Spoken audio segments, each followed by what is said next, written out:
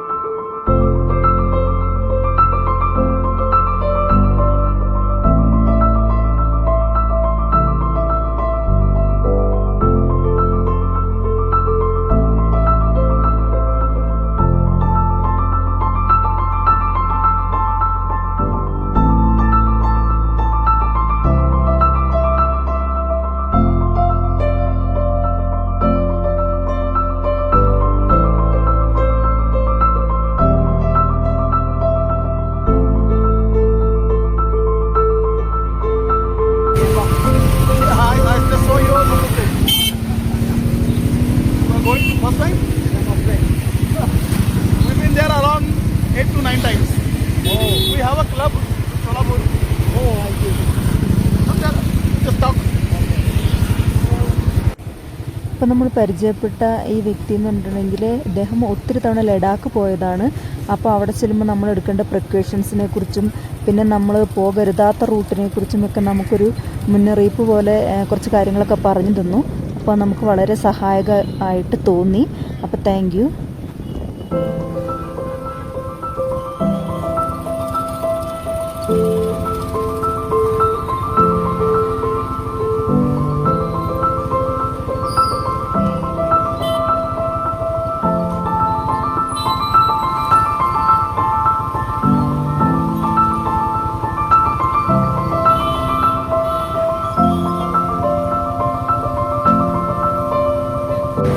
അപ്പോൾ നമ്മൾ സോളാപൂരെത്തി.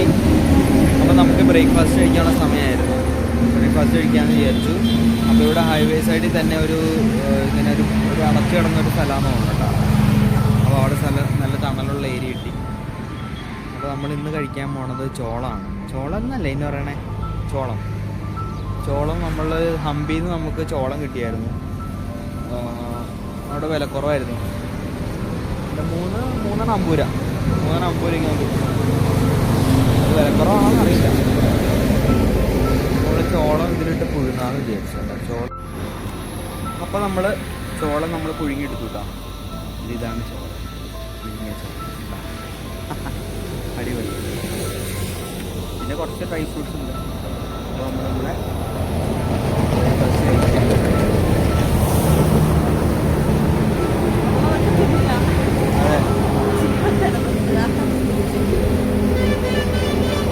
ചൂടല്ലേ?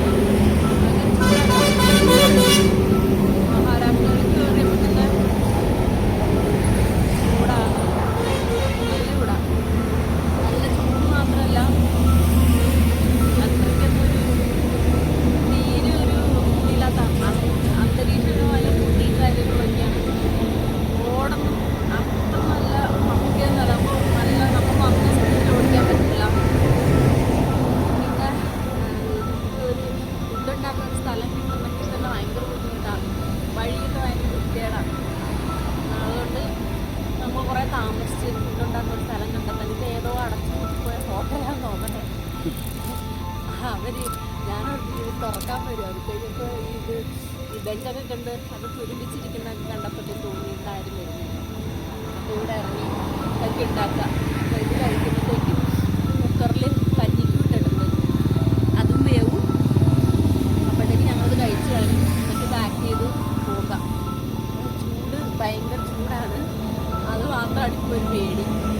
ഇന്നലെ ചൂടൊന്നും വിഷയമുണ്ടായില്ല. ഇന്നലെ ഭയങ്കര ചൂടുള്ള ക്ലൈമറ്റ് ഒന്നും അല്ലായിരുന്നു. എന്നാലും ചൂടുണ്ടായിരുന്നു, പക്ഷെ ഭയങ്കര ചൂടൊന്നും ഉണ്ടായിരുന്നില്ല. ഇന്ന് രാവിലെ നമുക്ക് നല്ല ചൂടാണ്. അപ്പോൾ ഞാനിങ്ങനെ കൊച്ചിനോട് പറയുമ്പോൾ ഉച്ചയാകുമ്പോൾ എന്തായിരിക്കും അവസ്ഥ, ഒരു ഫേസ് മാസ്ക് എന്തെങ്കിലും വാങ്ങിക്കാം. പക്ഷെ ബാംഗ്ലൂരിൽ ഞങ്ങളിങ്ങനെ പോകുന്നപ്പോൾ ബാംഗ്ലൂർ ഒരു നല്ല അടിപൊളി കാലാവസ്ഥയായിരുന്നു. ഭയങ്കര ചൂടങ്ങനെ അനുഭവപ്പെടില്ല. എപ്പോഴും നല്ല തണുത്ത അന്തരീക്ഷമായിരുന്നു. ബാംഗ്ലൂരിൽ നിന്ന് പോകുന്നു ഈ ബോർഡറൊക്കെ ആവാറായപ്പോൾ പതുക്കെ ചൂട് വന്നു. അതിന് മുന്നേ വരെ നല്ല കാറ്റും നല്ല തണുത്ത അന്തരീക്ഷമായിരുന്നു. കുഴപ്പമില്ലായിരുന്നു. അവിടെ നിന്ന് ഇങ്ങനെ പോകുന്ന ഇവിടെ എത്തുന്നവരെ വലിയ പ്രശ്നം ഉണ്ടായില്ല. പിന്നെ തമിഴ്നാട് പോകുന്നപ്പോൾ അറിയാലോ, ഭയങ്കര ചൂടായിരുന്നു. വെയിൽ കൊണ്ട് കരിവാളിക്കുന്ന ആ ഒരു വിഷയത്തേക്ക് കൂടുതൽ നമ്മളിങ്ങനെ ഭയങ്കര ഒരു വിഷമിച്ച ഒരവസ്ഥയിൽ പെട്ടെന്ന് ടയേർഡായി പോകുന്ന അവസ്ഥയിലാവും. നന്നായിട്ട് വെള്ളം കുടിക്കുന്നുണ്ടായിരുന്നു. കുടിച്ചാലും മതിയാവാത്ത രീതിയിൽ ഉള്ളൊരു സിറ്റുവേഷനായിരുന്നു. അപ്പോൾ ഇനിയിപ്പോൾ ഞങ്ങളത് തന്നെ ഇനിയിപ്പോൾ അതാണ് ഞങ്ങളുടെ പ്രശ്നം. ഇനി പോകുമ്പോൾ തന്നെ ഇതുപോലെ വെള്ളം കുടിച്ച് പോകണം, എന്നാലും രക്ഷയുള്ളൂ. അപ്പോൾ വൈകുന്നേരം അവിടെ എത്തുമ്പോൾ അപ്പോൾ അതുവരെയുള്ള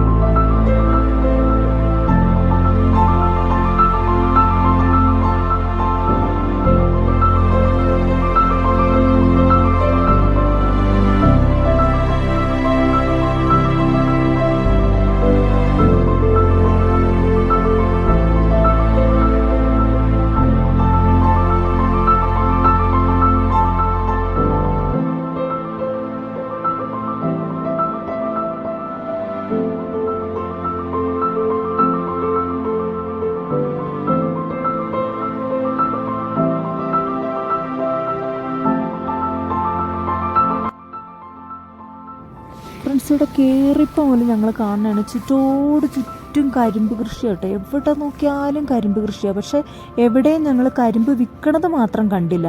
അപ്പോൾ എന്താ സംഭവം എന്നറിയില്ല. അപ്പോൾ ഞങ്ങൾ ചായക്കടയിൽ തിരക്കി, ഇങ്ങനെ ഇവിടെ കരിമ്പൊന്നും വിൽക്കുന്ന കാണുന്നില്ല, പക്ഷെ ഇവിടെ മുഴുവൻ കരിമ്പാണല്ലോ എന്ന് ചോദിച്ചപ്പോൾ ആ ചേട്ടൻ പറഞ്ഞു കരിമ്പ് വിളവെടുക്കണ സമയമായിട്ടില്ല, ഇപ്പോൾ പാതിയായിട്ടുള്ളൂ, കരിമ്പിന് വിളവെടുപ്പ് 1 വർഷമാണ് കാലാവധി എന്ന് പറഞ്ഞു. അപ്പോൾ അതായത് ഇപ്പോൾ 6 മാസം ആയിട്ടുള്ളൂ അവരിത് വിളവിറക്കിയിട്ട്, ഇനി 6 മാസവും കൂടെ കാത്തിരിക്കണം.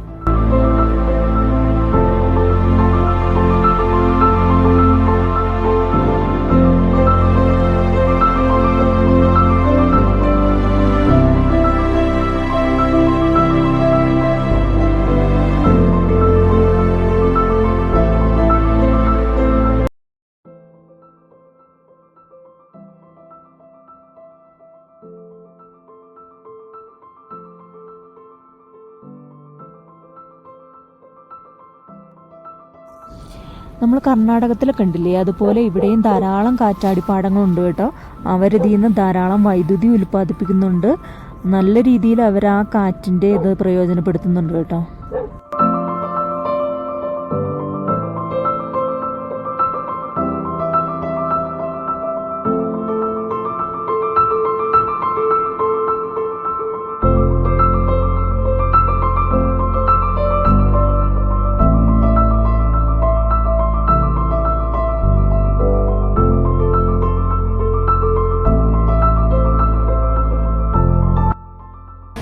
ഈ ചായയുടെ ഗ്ലാസ് ചെറുതാണെങ്കിലും ഇതിനൊടുക്കത്തെ ടേസ്റ്റാണ്. നല്ല ടേസ്റ്റ് ഉണ്ടല്ലേ.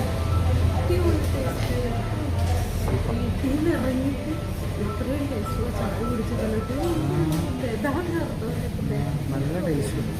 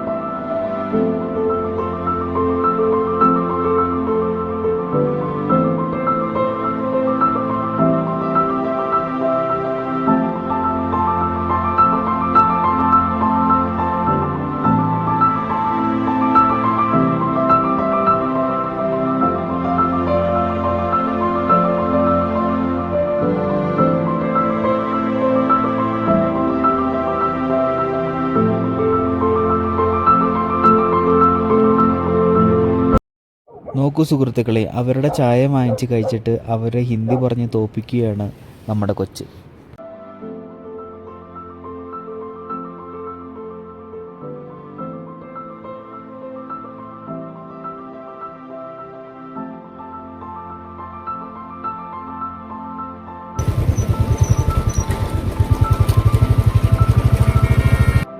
അങ്ങനെ നമ്മൾ ഔറംഗാബാദ് എത്തി. ഇനി എവിടെയെങ്കിലും ടെൻ്റ് അടിക്കാൻ പറ്റുമെന്ന് നോക്കണം.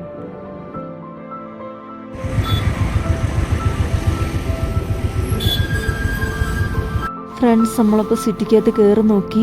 പൊടിയെന്ന് വെച്ചാൽ പൊടിയുടെ മേളാണ്. നമുക്ക് ഒരു തരത്തിന് സിറ്റിക്കകത്ത് ടെൻറ്റ് സ്റ്റേ പറ്റത്തില്ല. അതുകൊണ്ട് ഞങ്ങൾ പുറത്തേക്ക് ഇറങ്ങി ഹൈവേ സൈഡിൽ എവിടെയെങ്കിലും ടെൻറ്റ് ഓപ്ഷൻ ഉണ്ടോയെന്ന് നോക്കുവാണ്. അപ്പോൾ ഞങ്ങളിങ്ങനെ അതിൻ്റെ തിരക്കിലാണ്. എന്തായാലും നമുക്ക് നാളെ കാണാം. Okay, good night.